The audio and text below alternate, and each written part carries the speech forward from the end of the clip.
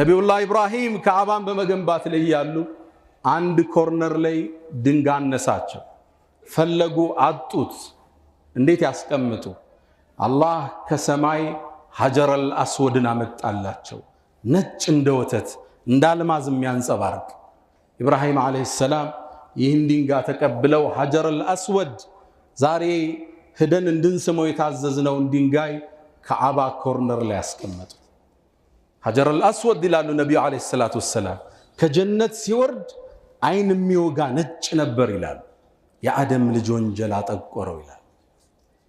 ይህን ድንጋይ ቦታው ያስቀመጡ ኢብራሂም ናቸው። ወደ ሐጀረል አስወድ ስንጠቁም ከዓባን ስንጠውፍ ኢብራሂምና ልጁን እናስታውሳለን። ልክ ጠዋፍ አድርገን ጨርሰን 2 ረክዓ እንሰግዳለን። መቃም ኢብራሂም የኢብራሂም መቆሚያ የሚባል ቦታ አለ። አሁን ድረስ የእግራቸው ፋና አልጠፋም የሚባልለት እሱ ጀርባ ሄደን እንቆማለን። በቁርአን ታዘናል። ወተኺዙ ሚን መቃሚ ኢብራሂም ሙሰላ። ኢብራሂምም ይቆምበት ከነበረበት ቦታ ላይ ሶላትን አድርጓል። አላህ ኢብራሂም ይቆሙበት ድንጋይ ምንድነው?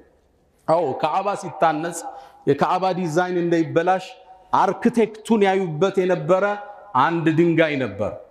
እሱ ቦታ ላይ ቁመው የኢስላምን ግንብ ይመለከቱበት የነበረው የኡማውን ኮርነር ያስተውሉበት የነበረ ቦታ ላይ እንድንሰግድ ታዘዘ። በእስልምና መንገድ የዚህን ዲን አጥር መጠበቅ ያለውን ዋጋ ሊያሳየን ቁመው ያማተሩበትን ቦታ ከጀርባው እንድንሰግድ አላህ አዘዘ። ከዛ ጀርባ ስንሰግድ ኢብራሂምን ዓለይሂ ሰላም እናስታውሳለን። ከዛ ወረድ ብለን ቀጥታ ዑምራ ስናደርግ 2 ረክዓ ሰግደን ወደ ሰዕይ ነው የምንሄደው። ሶፋና መርዋ ኢነ ሶፋ ወልመርወተ ሚን ሸዓኢሪላህ 7 ደርሰን እንመለሳለን። ይህ ሴት መጣ። ታሪኳውንም ከዚህ ትልቅ ቤተሰብ ጋር ይያያዘ። ያኔ መካ ምድረ በዳ ያለች ውሃ የለ ዛፍ የለ ድርቅ ያለ በረሃ ሆና ያለ ኢብራሂምን አላህ ሐጀርን ይዘህድ አላቸው። እስማኤልን ገና እንደወለደች ነው ይዛው ሄደች። ጥርር ባለው በረሃ ላይ ኢብራሂም አስቀምጦ አተመለሰ።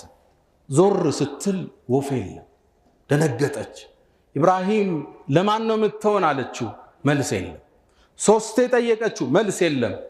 አላሁ አመረከ ቢሃዛ ይሄን እንድታረግ ያዘዘ አላህ ነው አለችው።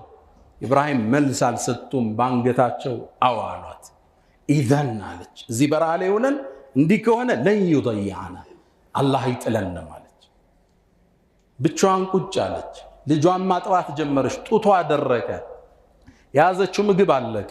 ውሃው አለቀ። ሞት ፊት ለፊቷ ተጋፈጣት። ሰበቡን ለማድረስ ተነስታ ሰው ባገኝ ብላ አንዴ ወደ ሶፋ ትወጣለች፣ ወደ ተራራ ሩጣ ትመለሳለች፣ ወደ መርዋ። ሶፋ መርዋ 7ኛዋን ዙር ሲጨርስ አላህ አርሰለላሁ ጅብሪል ላከ። ሰበቡን ጨርሳለች። ከልጇ ጥግ ቁሟል። ከርቀት ስታይ እንግዳ የሆነ ነገር ልጇ አናት ላይ ቁሟል። ደንግጣ መጣች እየሮጠች። ስታየው ጅብሪል ነው። መን አንቲ አንቺ ማንሽ አለ። ሐጀራ በጣም አስተዋይ ነበረችን። አና ኡሙ ወለድ ኢብራሂም እኔማ የኢብራሂም የልጁ እናት ነኝ አለች። ሐጀር ነኝ አላለችው። ኢብራሂምን የሰማይ ነዋሪ ያውቁታል። ሰዓት ላይ ሲገባ ያውቁታል። ኢብራሂም ለዲኑ ተፍ ተፍ ሲል ያውቁታል። እኔ የኢብራሂም የልጁ እናት ነኝ አለች። ኢላ መን ተረከኩማ ለማን ተዋችሁ አላት ጅብሪል። ለአላህ ተወን አለችው። ጅብሪል መለሰ ተረከኩማ ኢላ ካፊን ወደሚበቃችሁ ጌታ ነው የተዋችሁ። አፈሩን ማስማስ አደረገው። ውሃ ወጣ። ዘምዘም ውሃ ዛሬ